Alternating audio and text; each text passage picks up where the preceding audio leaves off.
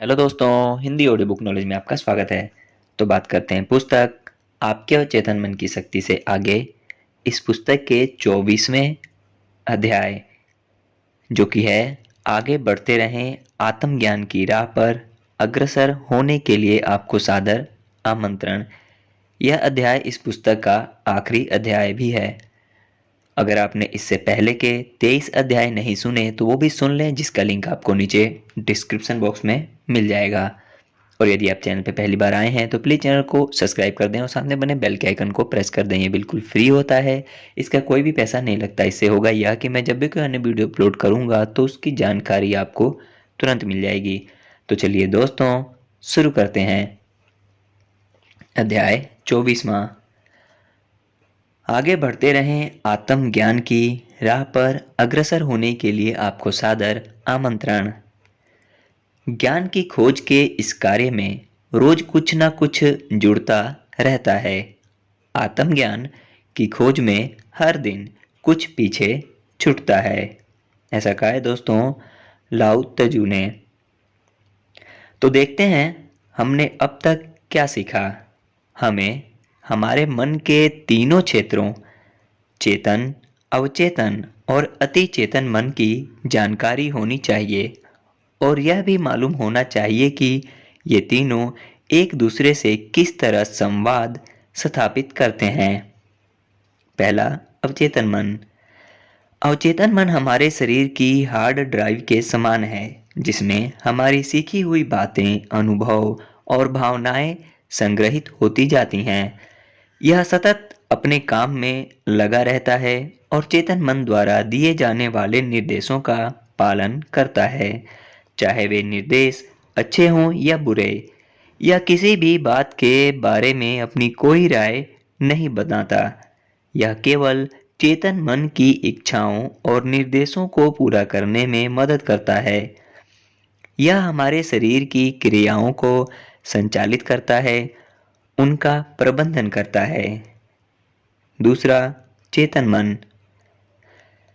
चेतन मन शरीर के यातायात दस्ते का काम करता है। यह तय करता है कि क्या अच्छा है, क्या बुरा, क्या सही है और क्या गलत। यह हमेशा सही नहीं होता, मगर इसकी सत्य की अवधारणा पुराने अनुभवों और अवचेतन मन में संग्रहित पुरानी सूचनाओं पर निर्भर करती है। यह हमें उन बातों को करने या उन परिस्थितियों स्थितियों के साथ जाने का निर्देश देता है जिनके साथ हम सहज महसूस करें, और उन स्थितियों से बचने का प्रयास करता है जो हमें असहज बनाती हैं, अर्थात सुख की ओर बढ़ना और दुख से दूर जाना। तीसरा है अति चेतन मन। अति चेतन मन हमारी समस्त रचनात्मकता का स्रोत है और चेतन मन को उन सभी सूचनाओं को भी टटोलने का मौका देता है जो सामान्यतः हमारे अवचेतन मन की स्मृति का हिस्सा नहीं होती।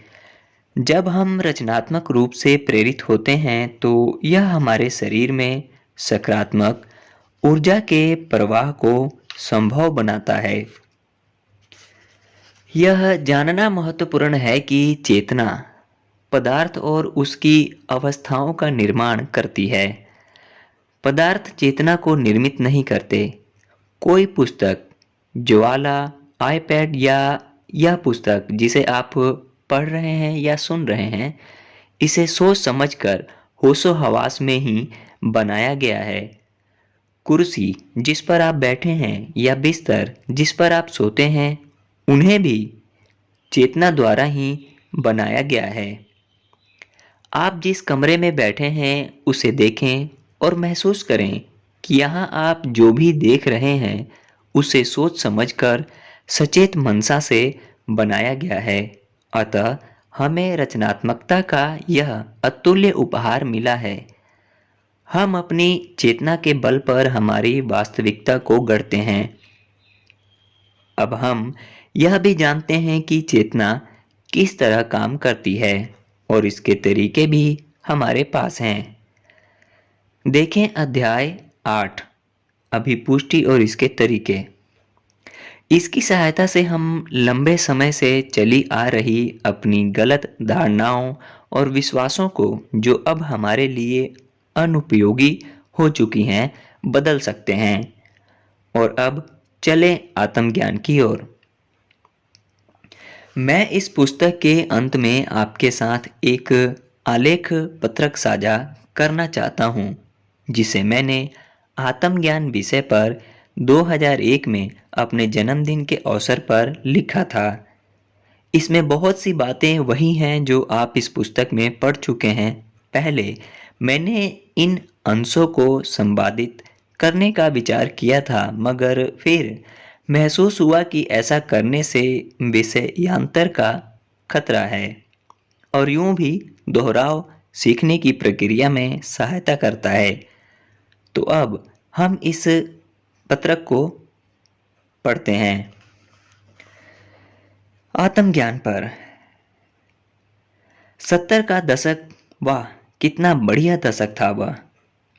इससे पहले कि मैं आत्मज्ञान के बारे में कुछ कहना शुरू करूं, मैं इसके ऐतिहासिक परिप्रेक्ष्य की जानकारी उन लोगों को देना चाहूँगा जो अब तक वयस्क अवस्था में नहीं पहुँचे हैं। मुझे शंका है कि पिछले 20 सालों के इतिहास में कोई ऐसी महान सामाजिक क्रांति नहीं हुई है जैसी 1950 से 1970 के दौरान देखने में आई थी। 1950 के दशक में अधिकांश अमेरिकी शादियां बिल्कुल पारंपरिक हुआ करती थीं, यानी पति घर का कमाऊ सदस्य होता था और पत्नी घर की साज संभाल करती थी और बच्चों की देखभाल का जिम्मा उठाती थी। उस समय गर्भ निरोध के साधन भी कम थे, अतः अधिकांश शादियों या प्रेम के तहत हुए यौन संबंधों का परिणाम गर्भधारण के रूप में सामने आता था। एक युवा जोड़ा जो प्रेम में पड़ता था अक्सर शादी इसलिए करता था कि वे साथ साथ रह सकें। 1950 के दशक में शादी के बिना दो लोगों का एक साथ रहना लज्जाजनक माना जाता था और समाज में घोर अस्वीकृति था। इस समय तक स्त्री स्वतंत्रता यह शब्द प्रचलन में नहीं आया था। रोल्फ नॉर्डर अब तक स्कूल में था, अतः उपभोक्तावाद का जन्म भी अब तक उस्मायन इनक्यूबेशन में था।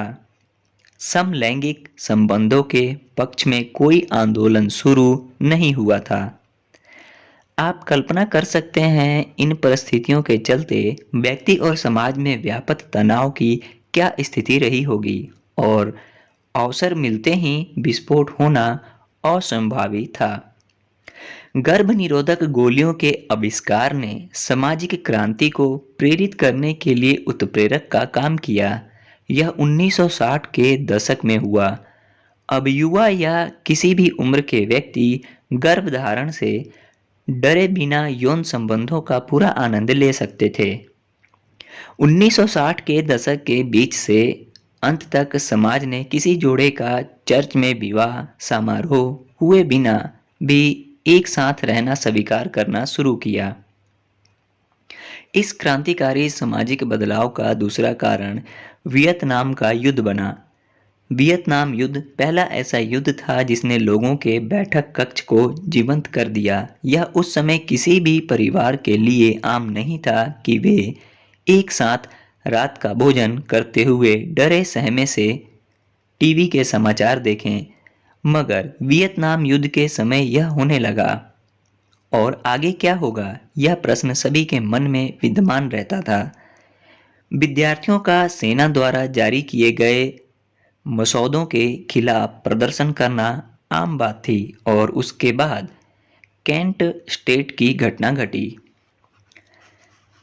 60 के दशक के अंत में बीटल्स नामक रॉक बैंड अपनी लोकप्रियता के चरम पर था। हेयर पहला ब्रांड वे संगीत बन चुका था। मारिजुआना कॉलेज परिसर से दफ्तर का रास्ता खोज चुकी थी। स्त्रियों ने अंतर वस्त्र पहनने की बंदिश से इनकार करके असंख्य अंतर वस्त्र जला डाले थे और नारी स्वतंत्रता असली ध्येय बन चुकी थी। रॉल्फ नाडार ने उपभोक्ताओं के अधिकारों की बात को जनता के सामने लाया। समलैंगिक रिश्ते रखने वाले लोग अपने खोल से बाहर आ रहे थे और महर्षि महेश योगी ने दिव्य ध्यान की अवधारणा को पश्चिम में प्रशस्त किया। कल्पना करें कि ये सारी घटनाएं केवल 20 वर्षों के दरमियान घटी। समाज की संरचना बदल रही थी, जिसके चलते लोगों को अपनी गतिविधियों और व्यवहार को अपने सच्चे स्वभाव के साथ एकरूप करने की अनुमति मिलने लगी थी। मानव विकास के ये आंदोलन आत्म सहायक पुस्तकों, संगोष्ठियों और सामाजिक दवाओं के बाहरी उत्प्रेरण द्वारा शुरू हुए थे। अधिक से अधिक लोग आत्मावलोकन करके अपने आप से प्रश्न पूछ रहे थे, मैं यहाँ क्यों हूँ? यह सब क्यों घट रहा है? मेरे जीवन का लक्ष्य क्या है? 1975 में मेरे एक अभिन्न मित्र ने मुझे टिम गॉलवे की पुस्तक the inner game of tennis पढ़ने के लिए दी। मुझे याद है, मैंने उस पुस्तक को लॉस एंजलिस से पोर्टलैंड आते समय हवाई जहाज में पढ़ा था। मैं टीम के लेखन से बेहद प्रभावित हुआ था, जिसमें उसने टेनिस के खेल का रूपक बांधते हुए अपने प्रदर्शन पर ध्यान केंद्रित करते हुए जीवन की दिशा बदलने की बात कही थी। घर आते ही मैंने टेलीफोन हाथ में लिया और पुस्तक में दिए हुए हर संस्था के पते पर फोन लगाकर टीम का पता लगाने में जुट गया। कम से कम 10 कॉल्स के बाद मैं टीम का पता लगाने में कामयाब हो गया। वह अपने घर मालिबू, कैलिफोर्निया में था। उससे बात करते समय मेरे शब्द थे, टीम, आप मुझे नहीं जानते मगर मैं आपको जानता हूँ, क्योंकि मैंने आपकी पुस्तक पढ़ी है। मैं आपको मेहमान वक्ता के तौर पर सशुल्क अपनी कंपनी के कर्मचारियों से बात करने के लिए आमंत्रित करना चाहता हूँ, और वह मान गया। अब तक मैं जितने भी विचारकों से मिला हूँ, टीम उनमें से सबसे स्पष्ट सोच रखने वाले विचारकों में से हैं। उनके पास मेरे हर सवाल का जवाब था, भले ही वे सवाल किसी भी विषय से संबंधित हो। मैं सोचा करता था कि कोई भी व्यक्ति एक हद तक ही ज्ञान प्राप्त कर सकता है, मगर टीम ने मेरी इस सोच को पूरी तरह खारिज कर दिया और वह जितना जानता था उससे भी परे जाकर मेरे लिए ज्ञान के द्वार खोल दिए। कई मुलाकातों के बाद मैंने टीम से पूछा, टीम, आत्मज्ञान यानी क्या होता है? याद करें, ब्रॉडवे पर हेयर इस युग को एज ऑफ एक्वेरियस के रूपक में बांधते हुए गा रहा था कि यह युग, ये परंपराएं समाप्त होने वाली हैं। आत्मज्ञान अपनी राह पर अग्रसर है और शीघ्र ही हमारी संस्कृति में प्रवेश करने वाला है, और सरले मैकलिन को हमें उस राह पर ले जाना था। तो आत्मज्ञान आखिर है क्या? मुझे टीम के वास्तविक शब्द तो याद नहीं पड़ते, मगर उसके कहे गए शब्दों का अर्थ मुझे याद आता है। अतः मुझे माफ करना टीम, यदि यहाँ मैं संपादकीय लाइसेंस का साधिकार उपयोग करूं। मैंने जो कुछ सुना था उसका सार इस प्रकार था कि आत्मज्ञान एक प्रक्रिया है जिसमें हम यह खोज करते हैं कि अब तक जीवन में हम जो कुछ भी पाना चाहते थे वह तो हमारे पास पहले से ही मौजूद था। हम जो भी बनना चाहते थे वह तो हम पहले से ही थे, और हमारे ऊपरी आवरण के भीतर प्रेम, सत्य, बुद्धिमत्ता, ज्ञान, होशियारी, सौंदर्य आदि सभी पूर्णता में विद्यमान था। मगर हम जो वास्तव में हैं उससे अधिक पाने के लिए हमारे पास जो है उसे घटाने या छोड़ने की क्षमता को विकसित करना होगा। वास्तविक आत्मज्ञानी व्यक्ति के लिए विकास का अर्थ घटाव की प्रक्रिया है। हम में से अधिकतर व्यक्तियों को यह सिखाया जाता है कि विकास बढ़त या जोड़ की एक प्रक्रिया है। इसके तहत हम विकास को बढ़िया कार, बढ़िया घर, अधिक खिलौने, अधिक सुविधाएं आदि के साथ ही जोड़कर देखने के आदी हो चुके हैं। टीम के कथन में ये अंतर्निहित है कि विकास तभी होता है जब हम सीखे गए को भुलाना शुरू करते हैं या उन वस्तुओं को अपने से दूर करना सीखते हैं जो हमारे वास्तविक अस्तित्व और योग्यताओं की अभिव्यक्ति में बाधक बनती प्रतीत होती हैं। मेरी समझ से यहाँ टीम का आशय अपनी धारणाओं, व्यवहार और विचारों को जो हमारे लिए अनुपयोगी सिद्ध होते जा रहे हैं बदलने से है। जब हम सबसे पहले इस दुनिया में आए थे तो हम एक खाली पात्र के समान थे। हमारे मन में किसी के भी बारे में कोई राय कायम नहीं हुई थी, किसी तरह के पूर्वाग्रह नहीं थे। मुझे लगता है कि यही विशेषताएं हम वयस्कों को शिशुओं और बच्चों की ओर आकर्षित करती हैं। हम उनकी मासूमियत और सब कुछ संभव है इस धारणा के प्रति श्रद्धा भाव रखते हैं। अभिभावक, शिक्षक, प्रशिक्षक और अन्य सभी व्यक्ति जिनमें बचपन में हम सब श्रद्धा रखते हैं, उनका हम जो सोचते हैं वही बनते हैं। इसमें अर्थात हमारे व्यक्तित्व को गढ़ने में विशेष हाथ रहता है। हम क्या हैं इस बारे में हमारे मन में जो भी धारणा बनती है उसी के अनुसार हम जीवन भर काम करते रहते हैं। हम में से अधिकतर लोग जीवन भर यह समझ ही नहीं पाते कि हमारे मन में अपनी यह छवि एक पोशाक से अलग नहीं है, मगर हम यही समझने की गलती करते हैं कि यह छवि अस्थायी है, वास्तविक है, जिसे बदला नहीं जा सकता। और इसी सोच के चलते हम इसे बदलने या इससे बाहर आने का कोई प्रयास नहीं करते। हम सहजता से कह देते हैं, मैं ऐसा ही हूं। हम तभी विकास करना शुरू करते हैं जब हम यह जान लेते हैं कि हमारा वास्तविक व्यक्तित्व हमारे द्वारा स्वयं के लिए गढ़ी गई छवि से एकदम भिन्न है। और यह विकास अपने मिथकों को और उन गलत धारणाओं को बदलने पर ही संभव होता है जो हमारे पथ को अवरुद्ध करती चलती हैं। अब हम वास्तविक सत्य और सत्य के बारे में हमारी गलत अवधारणा के फर्क को स्पष्टता से महसूस कर रहे हैं। यह एहसास अपने साथ सशक्तिकरण और स्वतंत्रता का भाव लेकर आता है। आत्मज्ञानी व्यक्ति अपने हर काम की जिम्मेदारी स्वयं लेता है और किसी गलती के लिए भाग्य को दोष नहीं देता। यह आत्मज्ञान है। अंत में इस सत्य को जान लेना और इस सत्य को धारण करना दोनों बातें एक समान नहीं हैं। सत्य को जानने के बाद भी हमारे लिए अपने आवरण और उन धारणाओं और विचारों को जिनके बनने में हमारा बहुत सा समय लगा है एकदम बदलना बहुत ही कठिन होता है।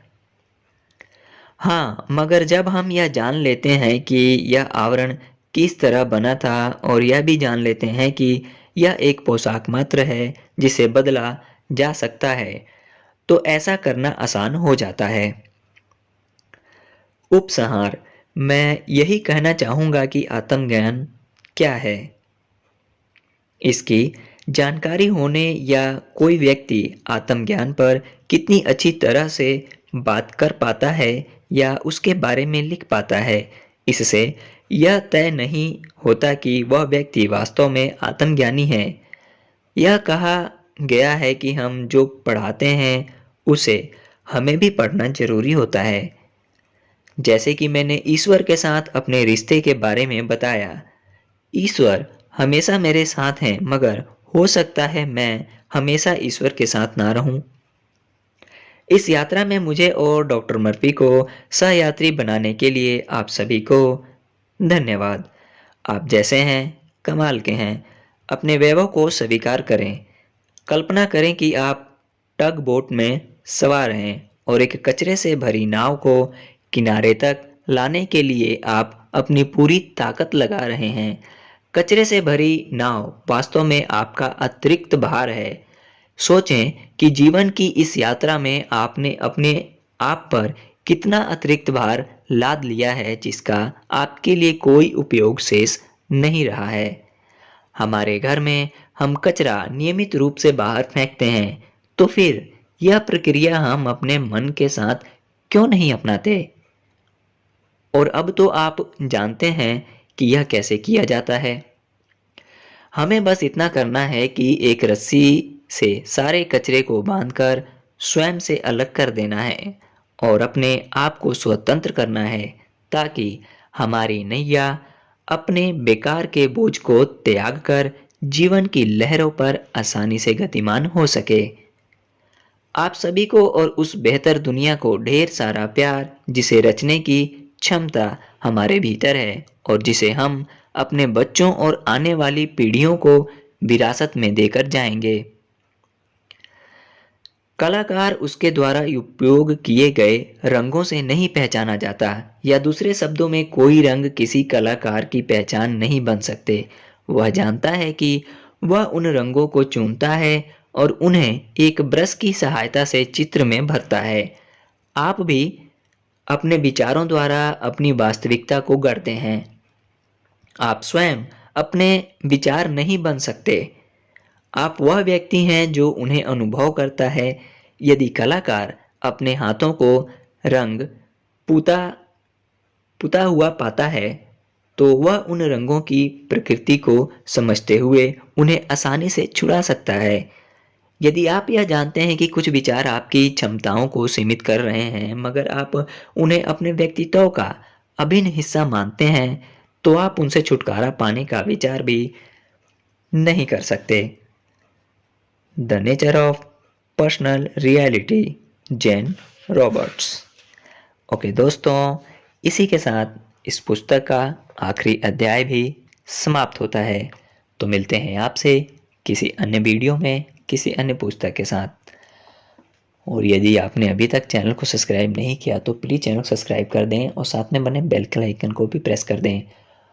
और जानकारी अच्छी लगती है तो दोस्तों में, रिश्तेदारों में, प्रियजनों में शेयर करें, लाइक करें, कमेंट जरूर करें जो भी आपका दिल चाहता है या जो भी आप पूछना चाहते हैं। धन्यवाद।